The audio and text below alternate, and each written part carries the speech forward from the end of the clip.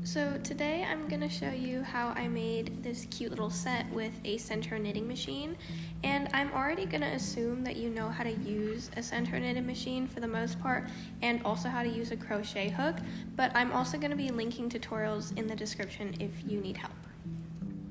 Okay, so here are the materials that you need for this project. So I have a 48 peg Sentro knitting machine, and then I have two 7-ounce bundles of yarn. I don't think you're gonna need the full second one, but you're definitely gonna get through one of them. And then I have scissors and then a crochet hook. Just follow whatever size it says on your yarn packet. So mine says I need a 5.5 millimeter hook, so that's what I got. Okay, so now we're actually gonna get ready to start the project, and there's two things you need to check for with your knitting machine. You need to check that the white peg, which is the first peg, is in line with the tension, and also that your counter is at 0, and if it's not at 0, you just press this little button right here. So to actually start, you're just gonna cast on the same way that you normally do. If this is your first time with a Sentro knitting machine, I do have a tutorial linked in the description, so you can just come back after you've watched that tutorial.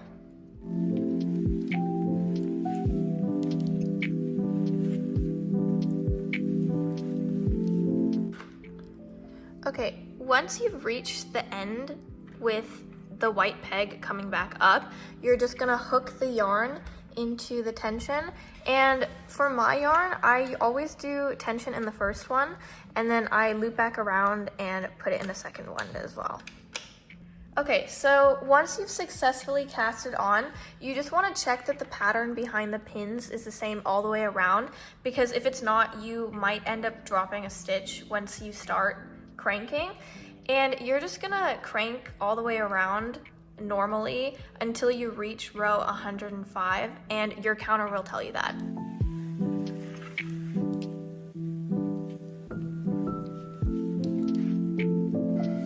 So once you've finished your 105 rows and you've gotten back to the white peg right here, you're just gonna approximately wrap around your Sentro knitting machine with the extra yarn that you have and cut when you reach the white peg.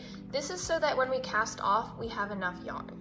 So you're just gonna cast off regularly without using a crochet hook or anything like that. I just used a darning needle, but if this is your first time casting off on a knitting machine, I have linked a video tutorial on how to do so, and once you are finished with that, just come back.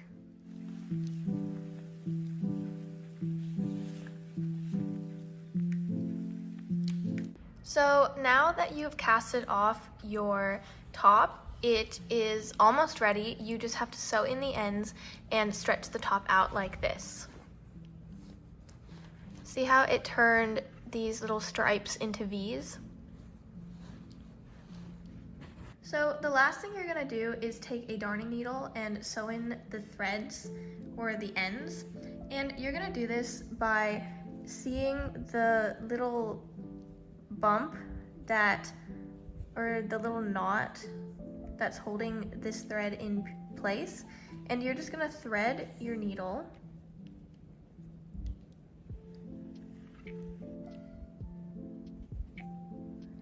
and you're gonna go back to that, and not this knot, that's the last one that the thread is coming out of, but the next one right here, you're gonna put your needle through this one and the next 4.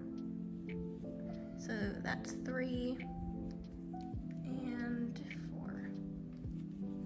And you're just gonna take that through. And you're just gonna go back, not this one that it's coming out of now, but this next one. So 3 back. So 1, 2, 3. And now you can just simply cut right here and it will stay in place. So just do the same thing to the other end, again going through these little knots, just 4 of them on the way this way, and then skipping the one that you just came out of and going through these 3 on the way back. And here's me doing a try on.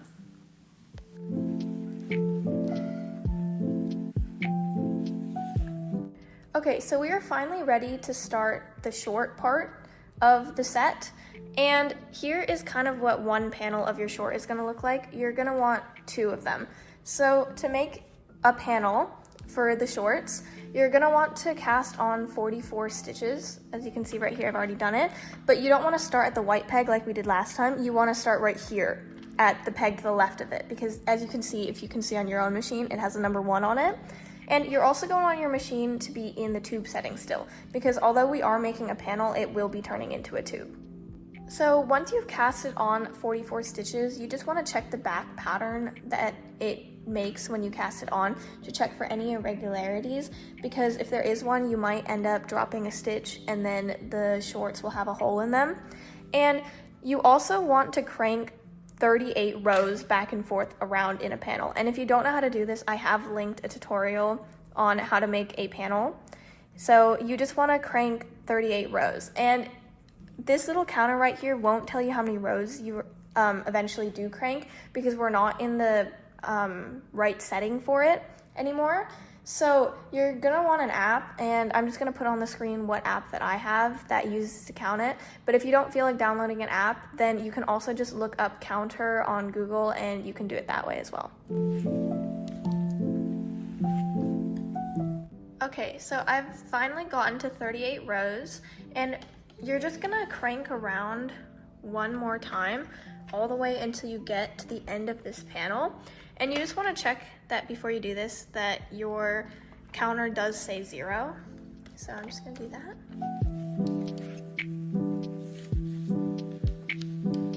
Okay, so once you've gotten to the end here, that is where my panel ends, as you can see. You're just gonna want to take your yarn out of your tension guide, and you're gonna start casting on to the remaining stitches in between. Okay, so now you have a more up close view. So because this one is going in front of this, the next one is gonna go behind, and then in front and behind. So you're basically just casting on how you normally would. And then this one's gonna go in front again because it needs to catch onto this stitch. So you just put it back in the little tension gauge, and then you can start cranking again. So you're just gonna keep cranking around in a tube setting now until this counter right here reaches the number 22. So I have now reached 22 rows on top of that base panel. So here are the 22 rows. And now you're just gonna cut and cast off how you usually would. Again, it's the exact same way that you cast it off before, because it is now a tube.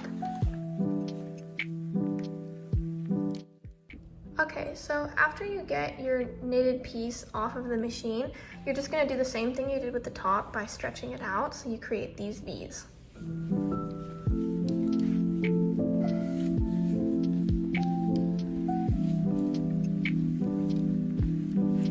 Now you're gonna do that exact same process over again to make the other side of the shorts. Also, don't forget to sew in the ends the same way we did for the top by going in 4 and then back around 3. So once you've sewed in the ends and you have both panels completed for the shorts, you're gonna wanna flip them inside out. So this is the right side, which has a bunch of V's on it. And then this is the wrong side, which looks like it has a bunch of S's or waves.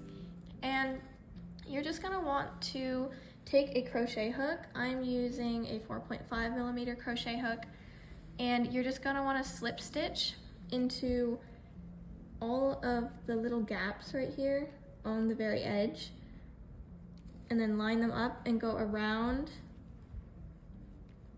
from the crotch and then back up again, so that both of the legs and the crotch are sewn together. Okay, so I've started connecting them by just threading the crochet hook through both of the loops and pulling up a loop. And you're just gonna go into one of the little holes in the front, and then the opposite little hole in the back. Just pull up a loop and then create a slip stitch. This is what it should look like on the opposite side. So you're just kind of joining them together to make it look like it's just another V.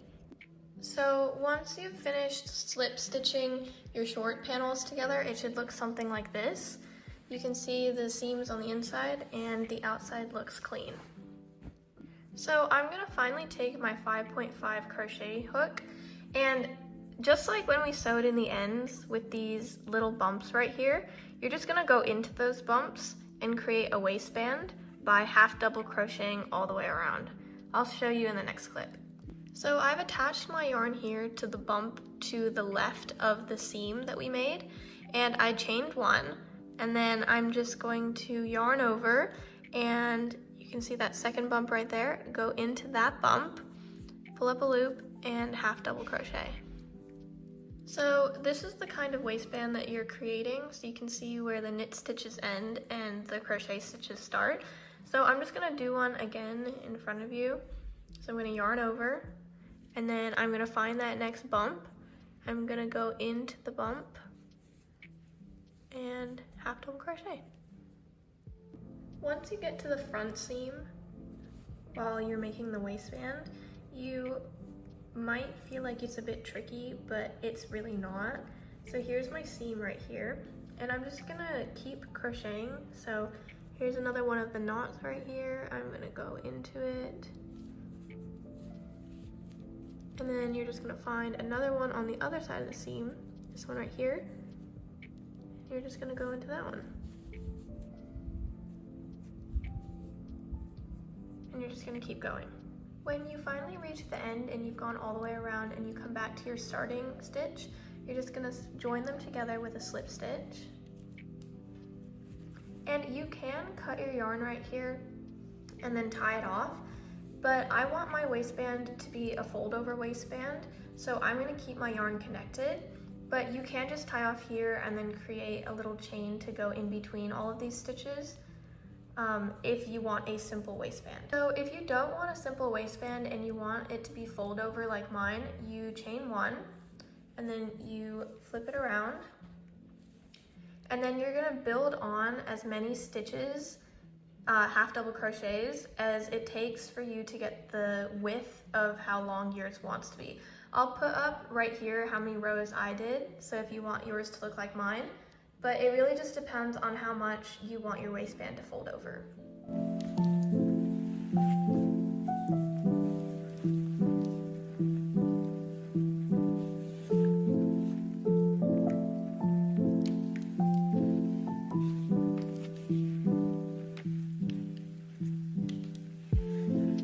And then I did a cute little try on before finally tying it off.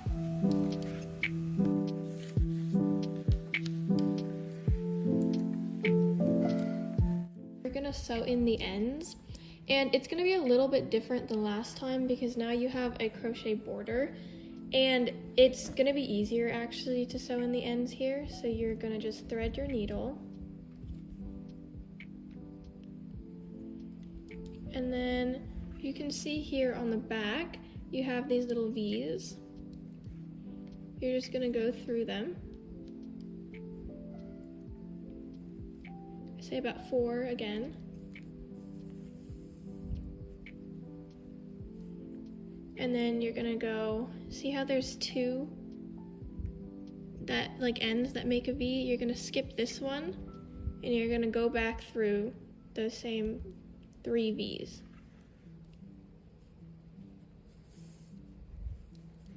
Your ends are sewn in.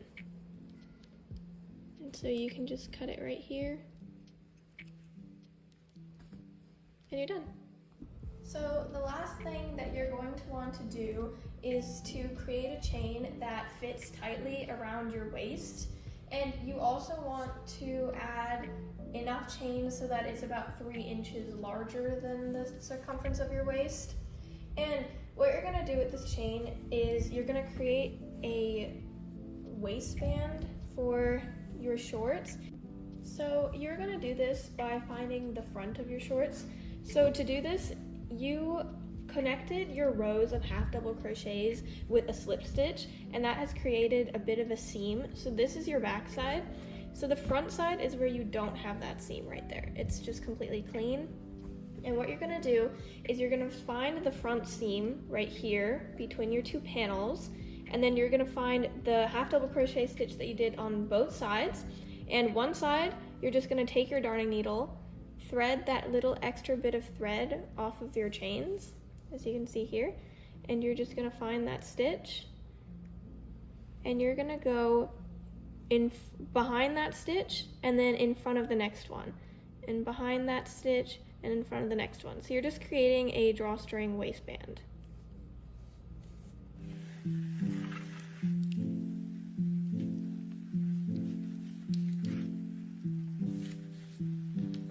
So once you've created that waistband, it should look like this. So the front, you have 2 drawstrings coming out around where the seam is met together here on the panels.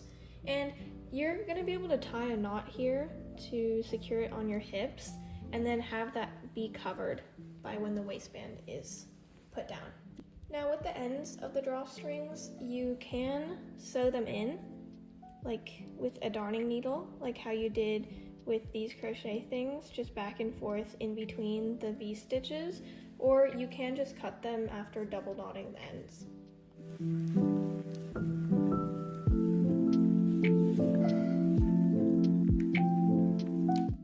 And that's it. It turned out really, really close to the drawing I was basing it off of.